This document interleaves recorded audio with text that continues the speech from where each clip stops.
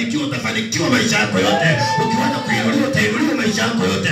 Ukiwaza kurudishwa nyuma utarudishwa nyuma maisha yako yote. Ndio maana mchana wa leo nikutie moyo. Namna unavyowaza ndio unajitengenezea maisha yako ya kesho. Ukisema mimi nitakuwa mpiga piano mzuri, nitapiga na dramu, nitakuwa mwimbaji mzuri, ndio Mungu anatengeneza msingi huo kuanzia kwenye imani uliyo nayo mpaka kwenye maisha yako ya baadaye. Pokea hiyo neema kwa jina la Yesu. Pokea hiyo neema kwa jina la Yesu. Wengine wanasema mimi nitakuwa na duka kubwa Kariakoo. Pokea hiyo neema kwa jina la Yesu. Hiyo imani unayoiweka ndio misingi ya imani unayojengea, ndio ngome inayoenda kujengeka ndani yako. Hakuna namna mtu atakwambia wewe ni masikini kwa kuwa unaona mbele yako unaenda kuwa tajiri. Pokea neema hiyo kwa jina la Yesu.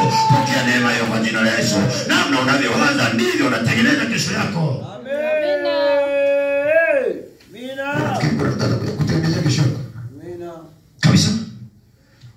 Acha shughuli zake, aje atengeneze kesho yako. No. Your future will build with yourself.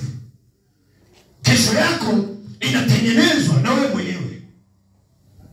Kuna mtu bado hajaelewa. Kesho ya mtu inatengenezwa na mtu. Namna ambavyo unaambatana na marafiki tofauti ndio kesho yako inakuja kwa hivyo. Namna ambavyo unaambatana na marafiki wenye mafanikio ndio kesho yako inakuja kwa hivyo. Amina. Namna ambavyo unaambatana na watu wasiojielewa kesho yako inakuwa ya sio kujielewa. Mungu akubariki sana mama Omari. Mama Omari yeye ana marafiki wenye ajabu. Na kesho yake itakuwa hivyo. Haitakuwa ya ajabu ajabu. Mimi nawaambia ukweli.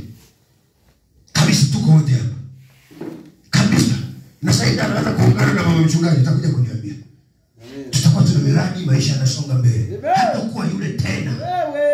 Kwa sababu wewe unapokaa na marafiki wa hovyo ndio unatengeneza kesho yako ya hovyo. Na wewe unapokaa na marafiki wenye uwezo wa kuelewa kesho yao, na wewe ndio unatengeneza kesho yako. Ndio maana watu wengi wanapotea njia kwenye maisha. Wengine wanadiriki kusema maisha